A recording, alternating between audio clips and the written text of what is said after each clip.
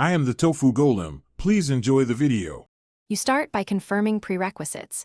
Your lead should be level 12-18 and packing 6 pokeballs, 2 super bait, and a smoke bomb.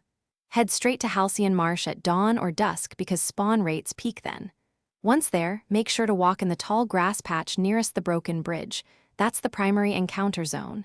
If you see other spawn markers, ignore them and focus on this area. Begin encounters deliberately to trigger Monkopod spawns quickly. Once you encounter Monkopod, your job is to control the fight.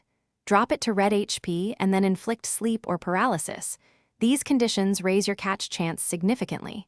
Make sure to use super bait between encounters to refresh spawns without triggering aggro. When Monkopod is low, switch to a fast false runner that won't OHKO. This ensures you can make multiple ball attempts. If it uses strong moves, use Smoke Bomb to reduce accuracy, and finish the capture by throwing an Ultra Ball once the target is red and status affected. You should expect 2 to 4 attempts. After a successful catch, save immediately, heal your team at camp, and deposit Monkopod into your box if you need team swaps. If things go wrong, here's one key troubleshooting tip.